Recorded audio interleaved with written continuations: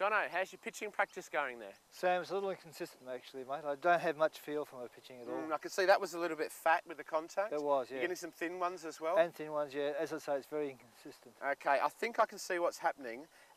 First port of call, I think you've got the wrong club for a pitch shot, believe it or not. What club are you using? Well, it's a pitch shot, Sam. I'm playing a pitching wedge. Okay, sounds good in theory, but a pitching wedge, Jono, let me do a little demo for you. Pitching wedge used to have about 52 or 53 degrees of loft. It had enough loft to hit a pitch shot. About 15 years ago, the club manufacturers started strengthening the lofts on all the irons so that people would hit the ball further. Consequently, a pitching wedge now has about 47 or 48 degrees of loft. It used to have about 52 or 53. It's not enough loft to hit this short pitch shot in the air, okay? What happens when people use a pitching wedge for this short pitch shot is that they will subconsciously try to help the ball into the air with a lifting or scooping motion. Now, what happens is, with pitching, the angle of attack, the angle that you hit downwards where you get ball and turf, is the most important thing. When you try to scoop the ball, or lift it, help it into the air, you'll get the ball forward, you'll get the club coming in actually too level. The bottom of its arc is behind where the golf ball is, bottoming out too early. If it happens, you get fat shots. Sometimes the club's coming up again on its upward rise and you get thin shots where you blade it over the back of the green.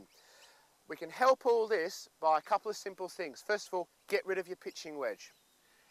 Use instead your sand iron that has enough loft where you're not going to try and help the ball into the air. The ball position needs to change. You want to have the hands slightly forward and the weight forward. What we want to do is set the wrist nice and early on the backswing to get the club head going up so that we can get it coming down to get ball and then turfed. Let's see you try this. Okay. So set yourself in there. So get rid of the pitching wedge, grab the sand wedge. Ball in the middle of your stance. Middle of the stance, the hands forward. Weight forward, set the wrists and hit downwards. Now, that was much better contact. Indeed it was, Sam, yes. Much cleaner. And what we see is that the divot was on the target side of where the ball was. Yes. So this club that we're using to monitor your ball position is very helpful to show you where you contacted the turf after each shot. Now, if at home you struggle with this change in your technique at all, do this simple drill. Take a ball that you're going to be striking, but take a second ball and put it about a foot behind the first ball. Okay. The idea is this: set yourself up again, Jono, remembering ball in the middle, weight forward, hands forward.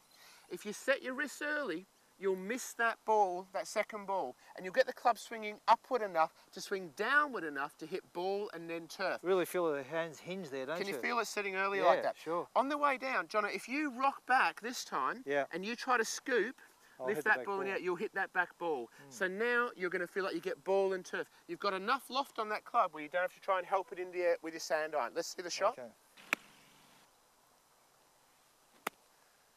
Okay, great contact, and we hope that that helps you with your pitching. Felt a lot better, Sam. Thank you very much. Terrific, and we hope that that helps all of our viewers with their pitching as well.